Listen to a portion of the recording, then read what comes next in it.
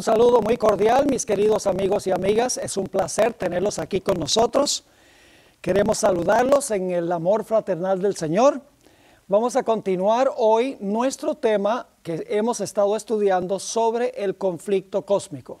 Sin embargo, antes de comenzar, queremos pedir que Dios bendiga el estudio de su palabra. Así que les invito, donde quiera que estén, a inclinar sus rostros con reverencia para pedir la bendición de Dios. Padre Celestial, venimos ante tu trono en estos momentos rogándote que tu palabra no regrese a ti vacía, sino que tu palabra haga un impacto en el ser de cada persona que está viendo este programa.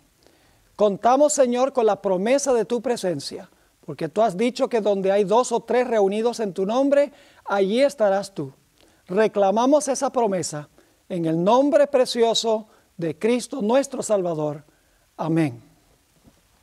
Hemos estado estudiando el origen del pecado en el universo y cómo Dios tiene un problema no solamente en este mundo, sino a nivel universal. Porque el pecado en realidad comenzó en el cielo. Los habitantes celestiales están involucrados en la problemática del pecado, no solamente los habitantes de este mundo. Ahora, durante los primeros 2 temas hemos analizado cuidadosamente el propósito del plan de la salvación. Y hemos visto que el propósito es vindicar el carácter de Dios, exonerarlo, justificarlo de todas las acusaciones que ha lanzado Satanás en contra de él. Ahora, quiero decir que la forma en que Dios salva al hombre, los pasos que Dios toma para salvar al hombre, se revelan en el santuario. Es decir, los pasos a través de los cuales el Señor Jesucristo exonera o vindica el carácter de Dios se encuentra revelado en el santuario hebreo que Dios le mandó a Moisés a construir. Y ese santuario era solo una miniatura del tabernáculo verdadero, del santuario verdadero en el cielo.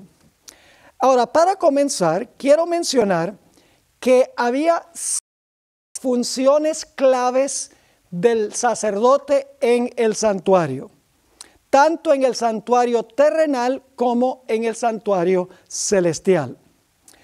En primer lugar, tenemos el campamento del santuario. Ahora, muchas veces no se incluye el campamento como parte del santuario, el lugar a donde vivían los israelitas. Pero en realidad el santuario comienza en el campamento a donde vivían los pecadores. En el segundo plano tenemos el atrio.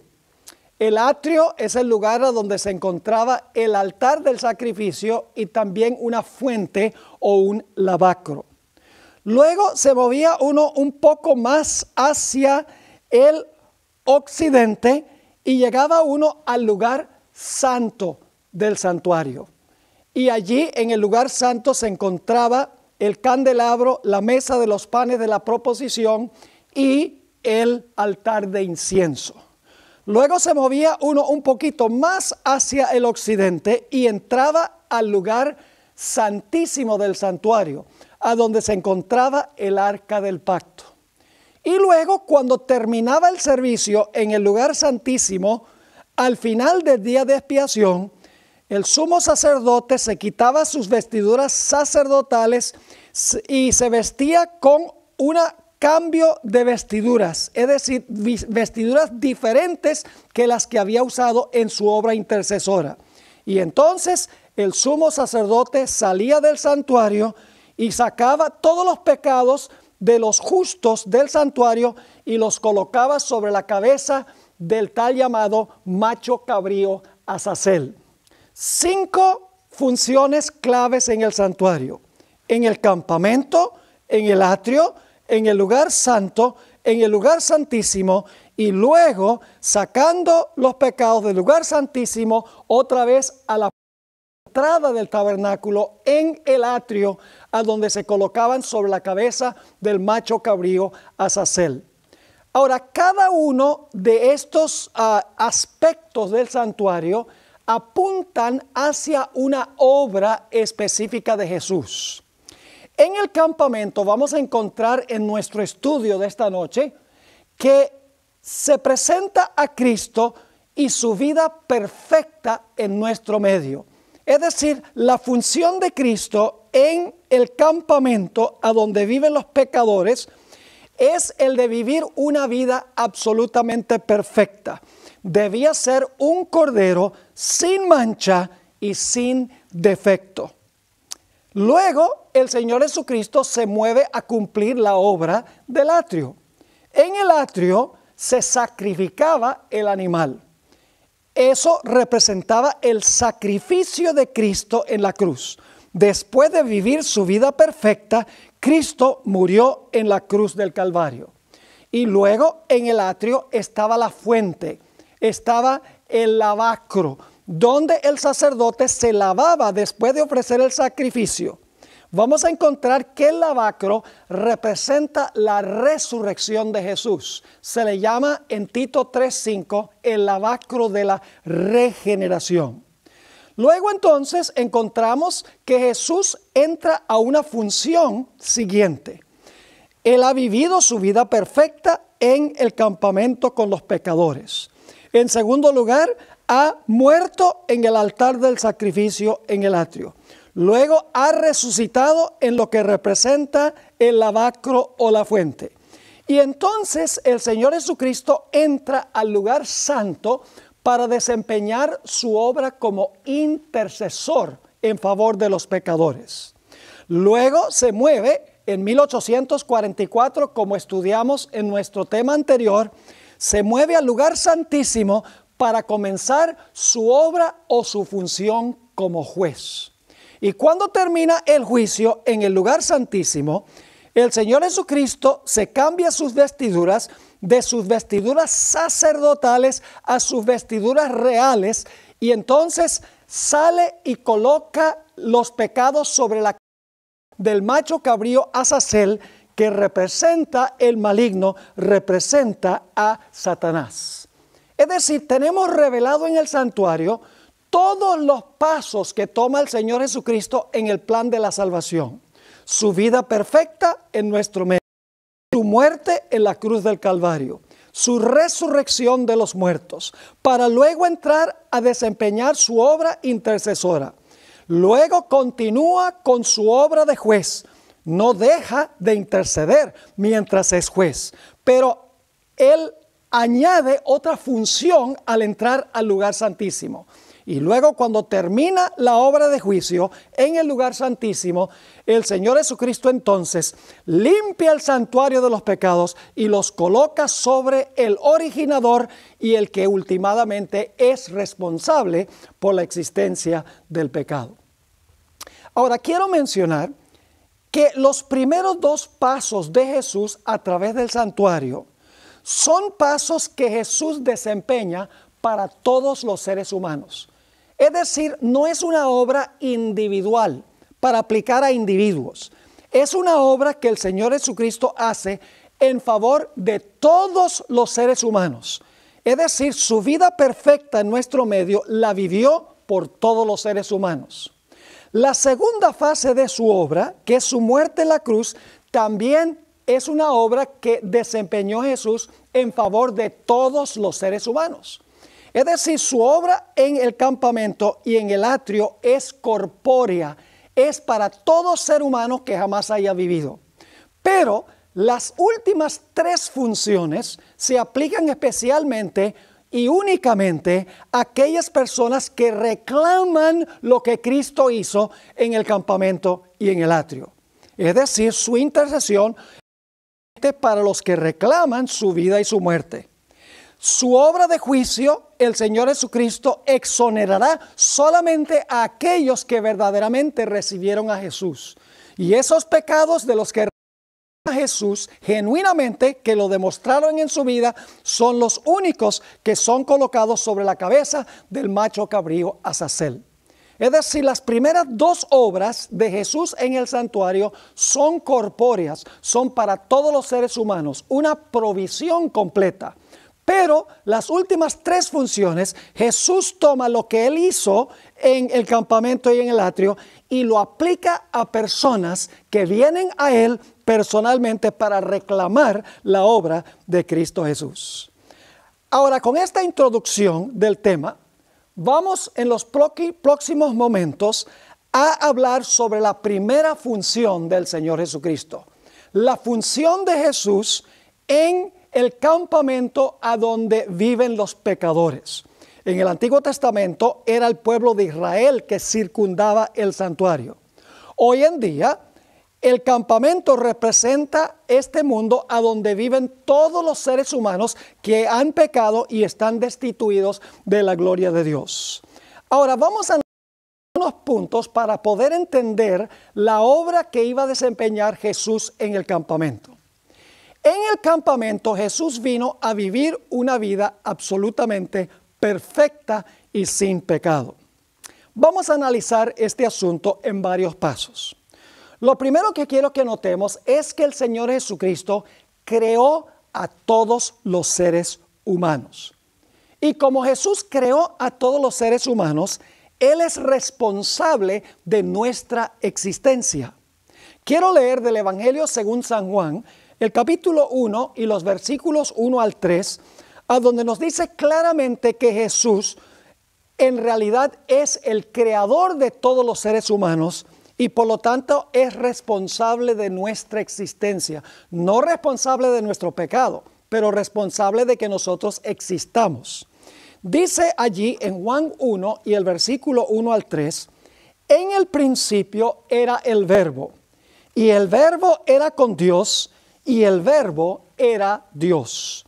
Este era en el principio con Dios. Y luego dice, todas las cosas por Él fueron hechas, y sin Él nada de lo que ha sido hecho fue hecho. Es decir, Jesús fue el creador de los seres humanos. Es responsable de la existencia de todos los que han vivido en este planeta.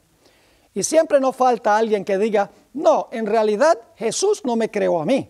Yo nací de mi mamá. Y entonces yo le pregunto, bueno, ¿y tu mamá de dónde nació? Dice, bueno, de la mamá de ella. Y le digo, ¿y la mamá de ella de dónde nació? Bueno, de la mamá de ella. Si vamos hacia atrás, finalmente llegamos al punto de Adán y Eva, nuestros primeros padres. Cuando el Señor Jesucristo creó a Adán y Eva, todos los seres humanos descienden de ellos y por lo tanto Jesús es responsable de la existencia de todos los seres humanos. Así que el primer punto es que Jesús fue el creador de todos los seres humanos y es responsable de la existencia de todos los seres humanos. El segundo punto que quiero que notemos en este proceso de Jesús es que la ley de Dios exige absoluta perfección. Es decir, nadie se puede desviar de la ley ni un ápice, ni un poquito, porque si se desvía de la ley de Dios, la Biblia nos dice que eso es pecado. La ley de Dios exige absoluta perfección. Y si no le ofrecemos perfección a la ley, la Biblia dice que eso se llama pecado. Vamos a leer en 1 de Juan el capítulo 3 y el versículo 4, a donde nos explica qué es el pecado. Dice allí, todo aquel que comete pecado infringe también la ley, pues el pecado es infracción de la ley. Es decir, si nosotros no le ofrecemos perfección a la ley de Dios nos dice, tú eres pecador. Ahora surge la pregunta, ¿cuántos seres humanos le pueden ofrecer absoluta perfección a la ley de Dios?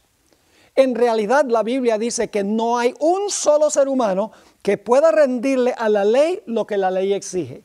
La ley exige absoluta perfección. Ningún ser humano le puede ofrecer a la ley lo que la ley exige. En Romanos el capítulo 3 y el versículo 10 dice, como está escrito, no hay justo ni aún uno. Y el versículo 23 sigue aclarando, por cuanto todos pecaron y están destituidos de la gloria de Dios. Así que Cristo creó a todos los seres humanos. Cristo es responsable de la existencia de todos. La ley de Cristo, la ley de Dios exige absoluta perfección.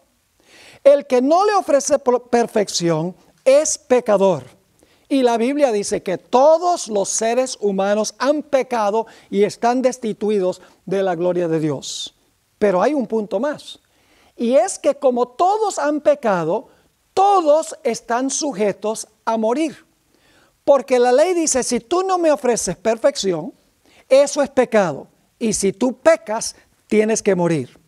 En Romanos 5 y el versículo 12 nos dice precisamente eso.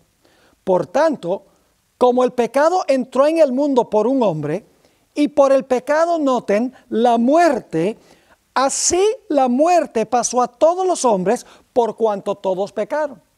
La consecuencia de no ofrecerle perfección a la ley es pecado, y la paga del pecado es muerte. En el siguiente capítulo, Romanos 6 y el versículo 23, la primera parte del versículo dice, porque la paga del pecado es muerte. Es decir, que como todos los seres humanos han pecado, no le pueden ofrecer perfección a la ley. El resultado es que todos están bajo sentencia de muerte. La Biblia explica que todos los seres humanos son esclavos del pecado. Todos los seres humanos han perdido el derecho. Todos los seres humanos, en otras palabras, están en una situación precaria. Y el problema es que no había nadie dentro de la raza humana que pudiera resolver el problema. Porque todos los pecadores se vendieron a servidumbre, todos los pecadores vendieron su patrimonio, vendieron su herencia. Y entonces surge la pregunta, ¿quién podía venir para pagar el precio, para vivir la vida que la ley le exige al pecador? La respuesta. En el libro de Levítico, el capítulo 25 y el versículo 25, encontramos a una expresión muy interesante. Hay una palabra clave aquí. Dice, cuando tu hermano empobreciere y vendiere algo de su posesión. En realidad, la palabra algo no está en el original. Dice, cuando vendiere su posesión. Ahora, ¿qué podía hacer si vendía su posesión? Vendía su patrimonio, como hizo Adán. Adán vendió el mundo al maligno cuando se entregó a él. ¿Qué se podía hacer para recuperarlo? Dice, cuando tu hermano empobreciere y vendiere su posesión, entonces su pariente más próximo vendrá y rescatará lo que su hermano hubiere vendido. Esa palabra rescatará significa recuperar pagando un precio, comprar pagando un precio. Es decir, para recuperar el patrimonio perdido era necesario que un pariente cercano, el pariente más próximo, pagara el precio y cumpliera las condiciones para recuperar el patrimonio perdido. Pero ¿qué sucedía si una persona se vendía ella a servidumbre? No solamente su patrimonio, sino se vendía esa persona a servidumbre. ¿Cómo se podía rescatar lo que se había perdido? Encontramos en Levítico 25 y el versículo 47 al 49 la siguiente explicación. Si el forastero o el extranjero que está contigo se enriqueciere, y tu hermano que está junto a él empobreciere, y se vendiere, fíjese que la gente podía venderse ellos mismos a servidumbre, y se vendiere al forastero o extranjero que está contigo, o alguno de la familia del extranjero, después que se hubiere vendido, después que esa persona se vendió a servidumbre, podrá ser rescatado. Otra vez, esa palabra significa comprar de nuevo pagando un precio. Dice, otra vez, después que se hubiera vendido, podrá ser rescatado. Ahora, ¿quién lo podía rescatar? Uno de sus hermanos lo rescatará. O su tío, o el hijo de su tío lo rescatará. O un pariente cercano de su familia lo rescatará. O si sus medios alcanzaren, él mismo se rescatará. Eso es hipotético porque si se había vendido, ¿con qué se iba a rescatar? Es decir, cuando un individuo vendía su patrimonio, Cuando un individuo se vendía a servidumbre, como los seres humanos han hecho por el pecado, hemos perdido nuestra herencia. Como pecadores nos hemos vendido a servidumbre del pecado. La única forma de recuperar lo que se había perdido era que alguien viniera a pagar el precio necesario para recuperar lo que se había perdido. Pero había un problema muy serio. Y es que no había nadie dentro de la raza humana que no hubiese vendido su patrimonio. No había una sola persona dentro de la raza humana que no se hubiese vendido a servidumbre. Porque la Biblia dice que todos han pecado. Todos hemos vendido nuestro patrimonio. Todos nos hemos vendido a servidumbre del pecado. Y por lo tanto no había dentro de la raza humana nadie que pudiera pagar el precio para rescatar lo que se había perdido. ¿Cómo entonces el hombre ser salvo?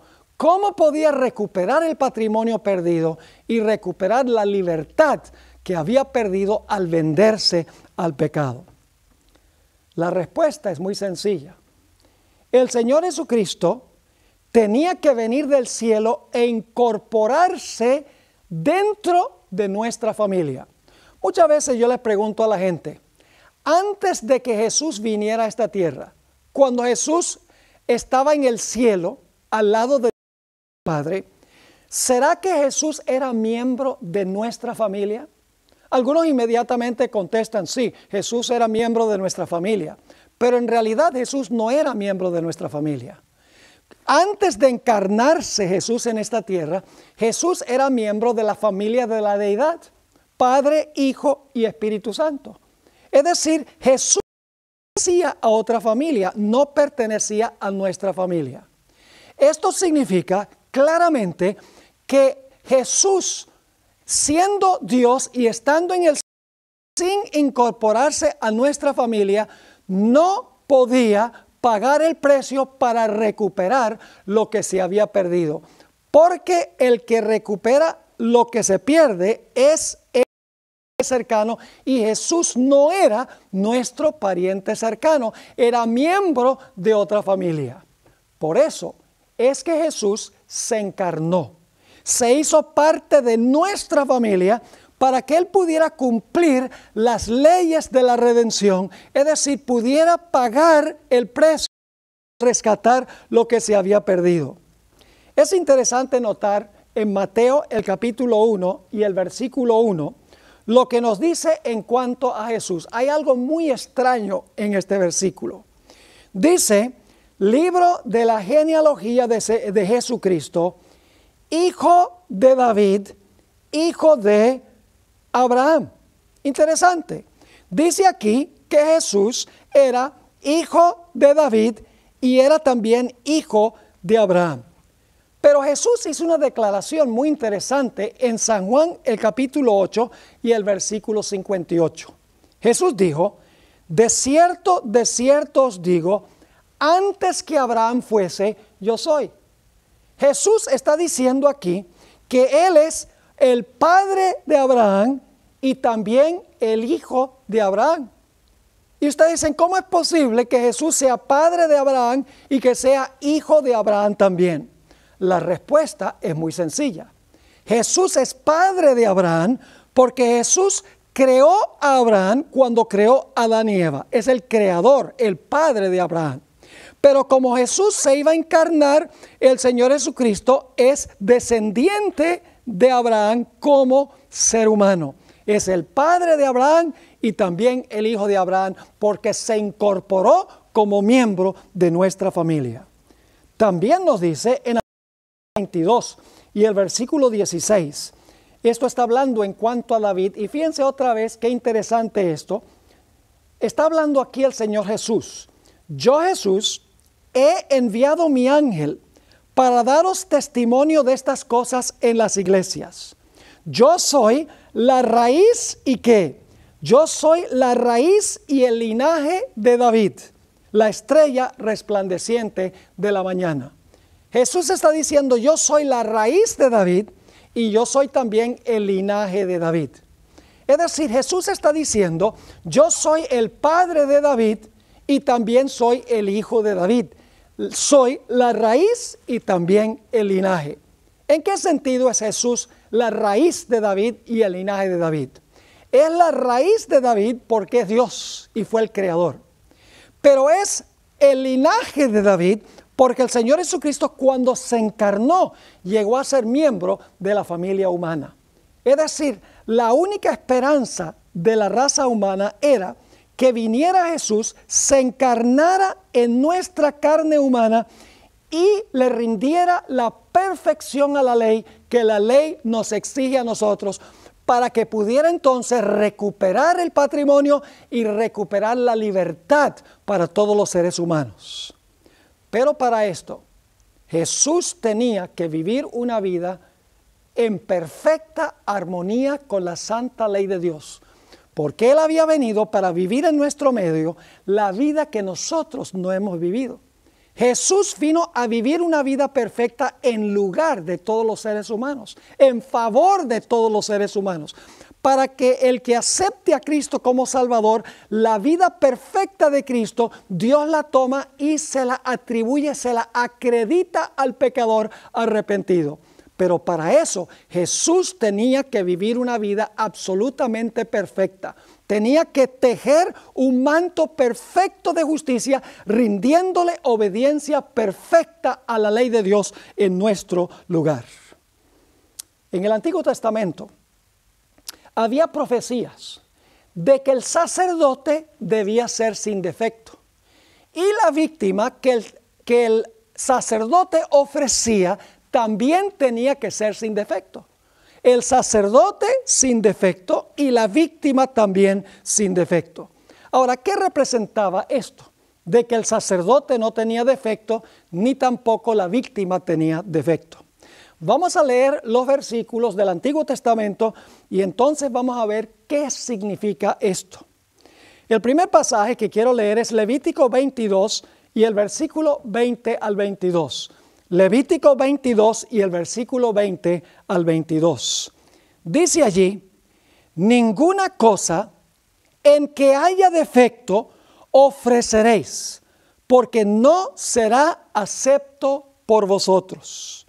Asimismo, cuando alguno ofreciere sacrificio en ofrenda de paz a Jehová para cumplir un voto, o como ofrenda voluntaria, sea de vacas o de ovejas, para que sea aceptado, será sin defecto, ciego, perniquebrado, mutilado, verrugoso, sarnoso o roñoso. No ofreceréis estos a Jehová, ni de ellos pondréis ofrenda encendida sobre el altar de Jehová. Claramente nos dice aquí que la víctima que se ofrecía tenía que ser sin defecto. Claro, era sin defecto físicamente hablando. No podía tener un tumor, no podía tener una pierna quebrada, etc. Es decir, físicamente la víctima no podía tener ningún defecto, pero ese aspecto físico representaba que Cristo iba a venir como la víctima y no iba a tener ninguna mancha moral en su carácter. Ahora, también dice que el sacerdote debía ser sin defecto. No solamente la víctima, sino también el sacerdote debía ser sin defecto. Vamos a leer ese pasaje en el capítulo Levítico, el capítulo 21 y el versículo 17 hasta el versículo 21. Dice allí: habla a Aarón y dile: ninguno de tus descendientes por sus generaciones que tenga algún defecto se acercará para ofrecer el pan de su Dios, porque ningún varón en el cual haya defecto se acercará, varón ciego o cojo o mutilado o sobrado, o varón que tenga quebradura de pie o rotura de mano, o jorobado o enano, o que tenga nube en el ojo, o que tenga sarna, o empeine, o testículo magullado.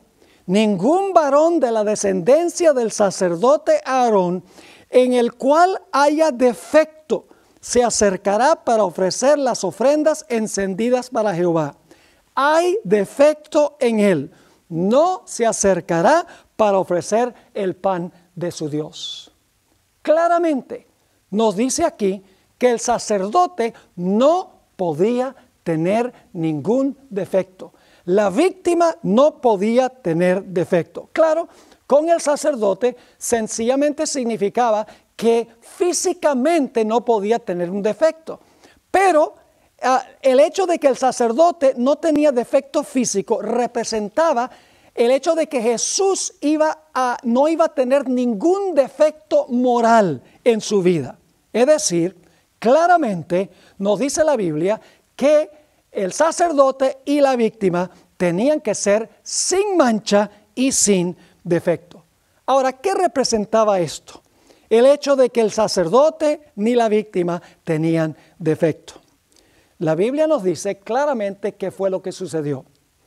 En San Juan, el capítulo 1 y el versículo 14, dice: y aquel verbo fue hecho carne y habitó entre nosotros, y vimos su gloria, gloria como del unigénito del Padre, lleno de gracia y de verdad. El Señor Jesucristo decidió incorporarse dentro de la raza humana.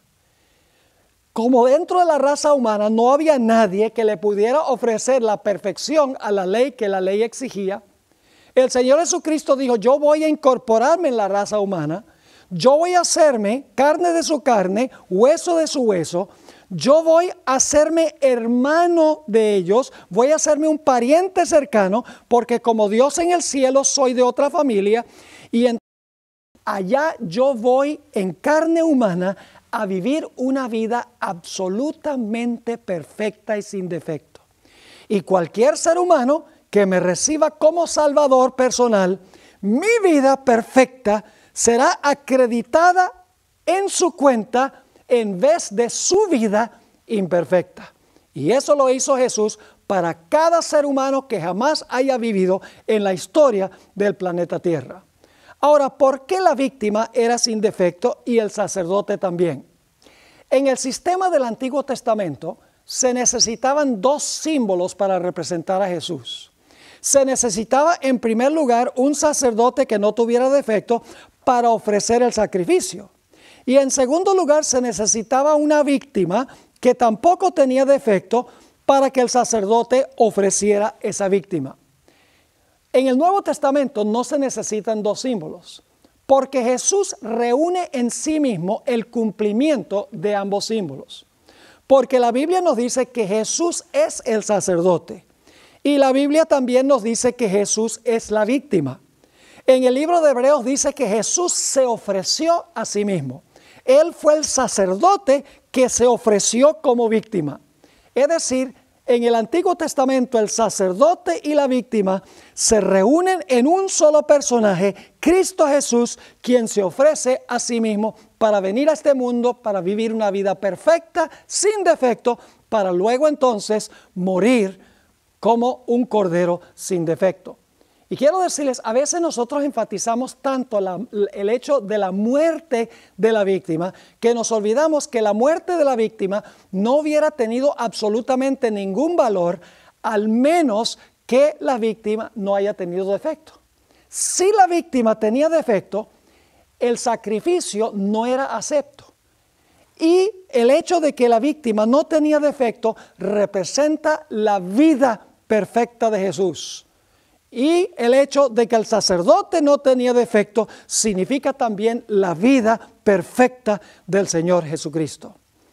En el Antiguo Testamento encontramos una profecía muy interesante en cuanto a Jesús. Probablemente todos los que están viendo esta presentación saben que en la Biblia se presenta a Jesús como el Cordero Pascual. En el Antiguo Testamento, cuando el pueblo de Israel estaba cautivo en Egipto, y habían perdido su patrimonio y eran esclavos y estaban sufriendo y estaban clamando a Dios, Dios les dio una señal de liberación. Les dijo que sacrificaran un cordero, que inmolaran un cordero, y Dios especificó que antes de inmolar el cordero debía no tener ningún defecto. Vamos a leer ese detalle en Éxodo el capítulo 12 y el versículo 5 y el versículo 6. Dice, el animal será sin defecto. Macho de 1 año, lo tomaréis de las ovejas o de las cabras. Ahora fíjense entonces, tenemos 3 profecías del Antiguo Testamento que hemos analizado. En primer lugar, Levítico 22, 20 al 22, a donde dice que la víctima no podía tener defecto. Levítico 21, 17 al 21 dice el sacerdote no podía tener ningún defecto. Y luego leímos en Éxodo 12, 5 y 6 que el Cordero Pascual no podía tener defecto. Eso es antes del sacrificio. De la misma manera Jesús tenía que vivir una vida perfecta para ofrecerle perfección a la ley en nuestro lugar antes de que muriera en la cruz, porque si Jesús no vivía una vida perfecta, entonces su sacrificio no hubiera sido acepto por el Padre. El Señor Jesucristo vino como esa víctima perfecta porque vivió una vida sin pecado en nuestro lugar. Tejió un manto de justicia perfecta para ofrecerle a la ley, para que cualquier pecador que se arrepintiera, confesara su pecado y confiara en Jesús, la vida de Jesús estaría en lugar de la vida del pecador. Esto claramente se explica en 1 de Pedro, el capítulo 1 y el versículo 18 hasta el versículo 20. 1 de Pedro 1, 18 al 20. Dice allí, sabiendo que fuisteis rescatados de vuestra vana manera de vivir, la cual recibisteis de vuestros padres. No con cosas corruptibles, es decir, no fuimos rescatados con cosas corruptibles, como oro o plata, sino con la sangre preciosa de Cristo. Ahí está el aspecto del sacrificio, de la muerte de Cristo. Pero noten que hay otro detalle. Dice, sino con la sangre preciosa de Cristo, como de un cordero, ¿con qué característica? Como de un cordero sin mancha y sin contaminación. Fíjese, antes de su sacrificio, Jesús tenía que ser un cordero sin mancha y sin contaminación. Y luego dice, ya destinado desde antes de la fundación del mundo, pero manifestado en los postreros tiempos por amor de vosotros. Lo que quiere decir eso es que el plan de salvación fue elaborado entre el Padre y el Hijo en los siglos de la eternidad. Según dice aquí, que fue destinado desde antes de la fundación del mundo, pero manifestado en los postreros tiempos por amor de vosotros. Así que este pasaje dice claramente que Jesús iba a derramar su sangre, pero que Él iba a ser un cordero perfecto antes de que se ofreciera como sacrificio. Hay otros textos del Nuevo Testamento que nos indican claramente que Jesús era un sacerdote sin defecto y una víctima también sin defecto. Quiero leer algunos de esos textos que encontramos en el Nuevo Testamento sobre la vida perfecta de Cristo Jesús. Primera de Juan, el capítulo 3 y el versículo 5 nos dice lo siguiente: y sabéis que Él apareció para quitar nuestros pecados, y no hay pecado en Él. Fíjense, no hay pecado en Jesús. Y esto se está escribiendo muchos años después de la ascensión del Señor Jesucristo. Vivió en este mundo 33 años en nuestro medio. Sufrió todas nuestras tentaciones y aún tentaciones peores que las nuestras. Y nunca cedió ni por un instante a la tentación. De esa manera Jesús vivió una vida absolutamente perfecta. Tejió un manto perfecto de justicia que cada pecador puede reclamar como suyo, siempre y cuando se arrepienta y confiese su pecado y confíe en Cristo Jesús como Salvador personal. Otro texto muy importante encontramos en Hebreos capítulo 4 y el versículo 15. Hebreos 4 y el versículo 15. Algunas personas piensan que Jesús vino y tenía grandes ventajas sobre nosotros porque Dios. Al fin y al cabo, algunos dicen Jesús ganó victoria sobre la tentación porque Jesús era Dios. Pero ¿saben algo? Dice que Dios no puede ser tentado. Si Jesús hubiera venido para enfrentarse a la tentación como Dios, Satanás hubiera dicho inmediatamente, trampa, trampa, Dios no puede ser tentado, Dios no puede ser engañado. Cuando Jesús fue tentado en su naturaleza humana, porque en Santiago dice que Dios no tienta a nadie, ni tampoco puede ser tentado por nadie.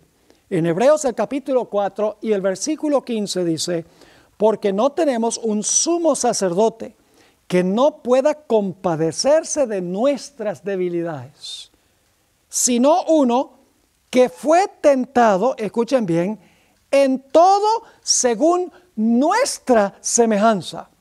Algunos piensan que Jesús vino con la naturaleza de Adán antes de que Adán pecara, con la naturaleza de Adán antes de la transgresión. Pero este texto nos dice claramente que Jesús no fue tentado meramente como Adán en el huerto del Edén. Dice que fue tentado en todo según nuestra semejanza, pero sin pecado. En Romanos el capítulo 8 y el versículo 1 al 3 dice que Jesús vino en semejanza de carne de pecado. Y dice que en esa carne de pecado, dice en el versículo 3, Jesús condenó el pecado en carne de pecado. Jesús, en otras palabras, tomó sobre sí nuestra naturaleza pecaminosa, pero regenerada por el poder del Espíritu Santo. Es decir, Jesús tenía una naturaleza pecaminosa, pero esa naturaleza estuvo siempre bajo el control del Espíritu Santo. Por eso Jesús nunca pensó pensamientos pecaminosos. Jesús nunca habló palabras pecaminosas. Jesús nunca desempeñó acciones pecaminosas. No porque Él tenía una naturaleza humana distinta a la nuestra que hemos recibido a Jesús, sino porque el Señor Jesucristo estaba todo el tiempo su humanidad bajo el control del Espíritu Santo. En semejanza de carne de pecado, condenó el pecado en la carne. Venció como nosotros podemos vencer a través de Él. En el libro de Hebreos, el capítulo 7 y el versículo 25 y 26, nuevamente se enfatiza que Jesús fue un sacerdote sin mancha de pecado. Y debo decirles algo muy importante ahora. Personas creen que necesitan la intercesión de un sacerdote humano delante de Dios. O tal vez necesitan la intercesión de los santos, de María, o de San José, o de San Jacinto, de toda esta larga lista de santos que hay. Dicen, yo tengo que contratar a ese como mi intercesor. ¿Saben, mis queridos amigos? Es una imposibilidad que ellos intercedan por usted. En primer lugar, porque la Biblia dice que los muertos nada saben. Esas personas fueron personas muy piadosas durante su vida, pero la Biblia dice que cuando fueron al sepulcro, ellos sencillamente dejaron de existir hasta el momento de la resurrección. Un muerto no puede interceder por usted. Pero aún más importante que eso es el hecho de que para interceder es necesario que la persona que intercede sea Dios y sea también hombre. Y algunos dicen, pero los sacerdotes del Antiguo Testamento eran hombres y ellos intercedían delante de Dios. Pero que esos sacerdotes en realidad no eran los intercesores ante Dios.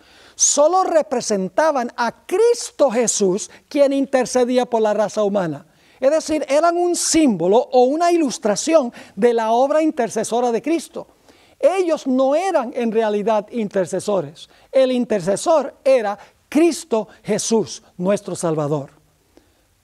Ustedes recuerdan la experiencia de Jacob cuando huyó de su hogar, porque había robado la primogenitura de su hermano. Cuando estaba huyendo, se acostó con la cabeza sobre una piedra y tuvo un sueño. En ese sueño vio una escalera que unía el cielo con la tierra. Nos dice allí en la historia, en Génesis el capítulo 28, que la parte de arriba de la escalera llegaba hasta el alto cielo y la parte de abajo de la escalera estaba firmemente plantada sobre la tierra, y que sobre esa escalera subían y descendían ángeles. Jesús interpretó eso como Él mismo. En Juan 1 y el versículo 51, Jesús dijo que el cielo iba a ser abierto y se iba a ver a los ángeles ascendiendo y descendiendo sobre el Hijo del Hombre. Es decir, la escalera que une el cielo con la tierra es Cristo Jesús. Y nada más puede ser Cristo Jesús, porque Jesús es hombre. Esa es la parte de abajo de la escalera. Jesús también es Dios. Esa es la parte de arriba de la escalera. Por eso Jesús puede cerrar la distancia entre el cielo y la tierra, porque es hombre con los hombres y es Dios con Dios. Como Dios nos une con Dios y como hombre une a Dios con los seres humanos. Ningún ser humano puede hacer eso, porque los seres humanos son humanos, pero no son Dios. Así que yo te recomiendo que contrates en realidad como tu intercesor a Cristo Jesús, no a ningún intercesor humano que en realidad no puede interceder porque en realidad está muerto, y además de eso no puede interceder porque es un mero humano, y para ser intercesor tiene que ser Dios y tiene que ser también hombre. En Hebreos el capítulo 7 y el versículo 25 y el versículo 26 encontramos nosotros otra descripción de la perfección del Señor Jesucristo. Dice allí: por lo cual puede también salvar perpetuamente a los que por Él se acercan a Dios, viviendo siempre para interceder por ellos. Fíjense, Jesús es el intercesor. Ahora, ¿por qué es que Jesús puede interceder? El versículo 26 lo explica. Porque tal sumo sacerdote nos convenía, santo, inocente, sin mancha, apartado de los pecadores y hecho más sublime que los cielos. ¿Por qué Jesús puede interceder por los seres humanos? Porque dice aquí que Él es santo, inocente, sin mancha y apartado de los pecadores. Eso no se puede decir de ningún ser humano. Aún de los que fueron más santos durante su vida, fueron pecadores, porque la Biblia dice que todos han pecado y están destituidos de la gloria de Dios. No hay justo ni aún uno. Esto significa sencillamente que un ser humano no puede ser intercesor entre el hombre y Dios, porque la Biblia dice que el intercesor debe ser santo, inocente, sin mancha y apartado de los pecadores. Ahora vamos a repasar algunos de los problemas que había que resolver en relación con las acusaciones de Satanás. Déjeme repasar aquí las acusaciones que lanzó Satanás en contra de Dios. En primer lugar, encontramos que Satanás declaró que Dios tiene una ley y si algún ser viola o desobedece esa ley, Dios tiene que destruir a esa persona, porque Dios ha declarado que la paga del pecado es muerte y que la transgresión de la ley es el pecado. Es decir, Satanás declaró, si Adán y Eva transgreden la ley de Dios y pecan, Dios, para cumplir su palabra, tiene que pronunciar y ejecutar la sentencia de muerte contra ellos. Si Dios no lo hace, entonces Dios es injusto y Dios es mentiroso, porque la justicia exige el castigo del pecado del pecador. Es decir, Satanás dice, Dios tiene una ley que exige la perfección. El ser humano no puede ofrecerle a la ley la perfección. Y por lo tanto, como el ser humano no le puede ofrecer perfección a la ley, el ser humano tiene que morir. Ese era un argumento de Satanás. El segundo argumento es que la ley de Dios no se puede guardar, que la ley de Dios nos quita la libertad, que nosotros debemos sencillamente seguir lo que dicte nuestro corazón. Debemos hacer nuestra propia voluntad, que si nosotros somos cristianos, siempre va a salir del corazón el bien. Que no se necesita la ley, porque la ley restringe, la ley quita la libertad, la ley es un yugo de servidumbre. Eso es lo que decía Satanás en el cielo. Otra acusación de Satanás es que Dios el Padre solamente quiere que le sirvan y no quiere levantar ni un solo dedo para servir absolutamente a nadie. Dios es un Dios egoísta, porque Él quiere que todos los seres sirvan lo que Él dice y Él no quiere levantar ni un solo dedo para servir. Otra acusación de Satanás en contra de Dios es que Dios es un Dios que se oculta, un Dios que está escondido, no un Dios que se revela abiertamente. La Biblia dice que está encerrado en un manto de luz que es inaccesible, dice en el libro de Santiago. Así que Satanás arguyó, mire, Dios es un Dios que se oculta, no es un Dios que se revela. Además de eso, encontramos que Satanás dijo que Dios hace acepción de personas. Dios reveló el plan de la creación a su Hijo. Tenía secretos que solamente conocían su Hijo. Y por lo tanto, Satanás decía, Dios tiene favoritos. Dios hace acepción de personas. Esos eran algunos de los argumentos que Satanás lanzó en contra de Dios en el cielo. Ahora, ¿cómo es que la vida perfecta de Jesús refutó esos argumentos de Satanás? La obra de Cristo en el campamento refutó cada uno de estos argumentos de Satanás en contra de Dios. Tomemos uno por uno para ver cómo se cumplió esto. Satanás se había dicho que la ley exige perfección y por lo tanto el ser humano, como no le ofrece perfección a la ley, el ser humano tiene que morir. Jesús respondió a eso diciendo, lo que yo voy a hacer, como yo hice a todos los seres humanos, yo creé a todos los seres humanos y soy responsable de su existencia, yo voy a ir a la tierra a ocupar el lugar de todos los seres humanos y voy a vivir la vida que la ley les exige a ellos. Le voy a ofrecer la perfección a la ley que la ley les exige a ellos. Y entonces, si ellos me reciben como su Salvador por el arrepentimiento y la confesión y la fe en mi persona, yo voy a tomar mi vida perfecta y se las voy a poner a su cuenta, de tal manera que se van a parar delante de la ley en mi justicia, perfectos delante de la ley. Se resolvió el problema de que el hombre no podía rendirle a la ley la perfección, porque Jesús vino a rendirle a la ley la perfección que la ley nos exige a nosotros. Otra acusación de Satanás, como hemos visto, es que Satanás dijo que la ley de Dios no se puede guardar en carne humana, que la ley de Dios nos quita la libertad. Necesitamos estar libres de la restricción de la ley de Dios. La Sagrada Escritura nos dice que el Señor Jesucristo guardó los mandamientos de su Padre. Dice en el libro de Hebreos que Jesús se deleitó porque la ley de Dios estaba escrita en su corazón. Jesús amó la ley. El Señor Jesucristo exaltó la ley. El Señor Jesucristo declaró, si me amáis, guardad mis mandamientos. Fue tentado en todo como nosotros, pero nunca transgredió la ley. Así demostró que sí es posible guardar la ley, que la ley no nos quita la libertad, sino que la ley nos garantiza la felicidad y la libertad.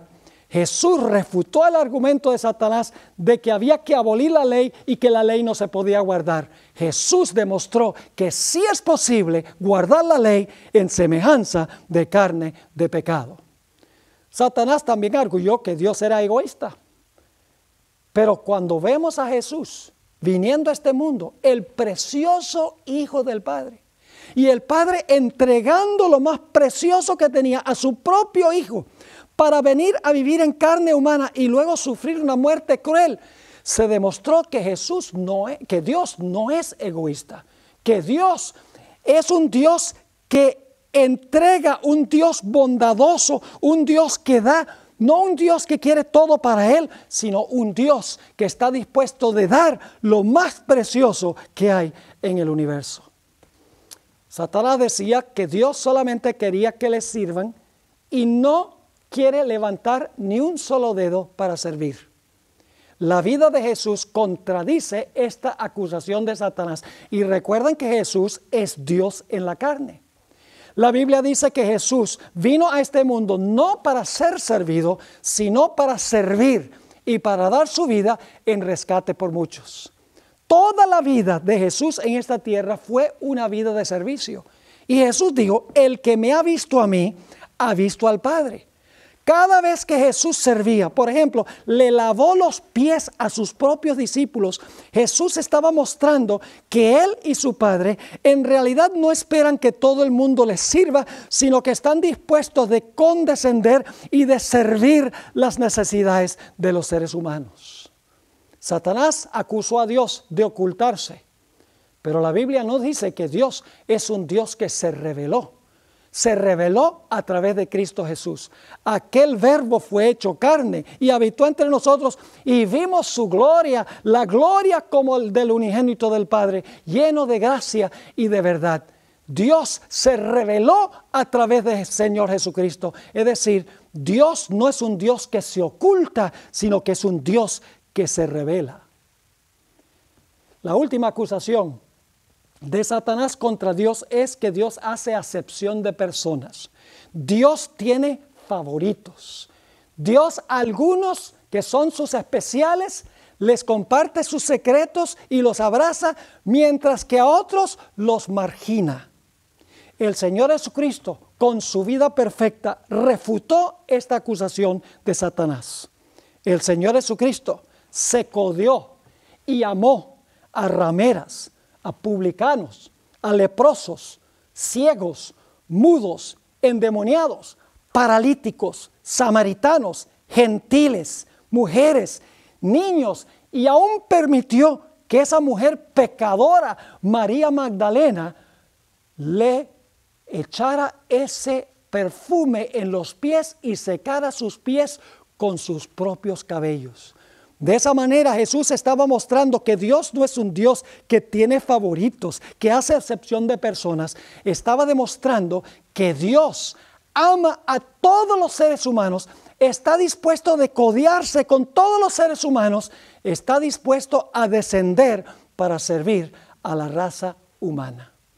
Así que Jesús en el campamento vivió una vida absolutamente perfecta, para que si el hombre lo recibe, esa vida perfecta, esa vida en armonía con la ley, pudiese ser imputada al pecador para que podamos ser reconocidos justos delante de Dios en Cristo Jesús.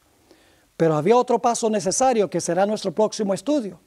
Era necesario también que alguien pagara por los pecados que nosotros hemos cometido. No solo alguien que viviera la vida que debemos vivir, sino alguien que debía morir la muerte que debemos sufrir. Ese será nuestro próximo estudio.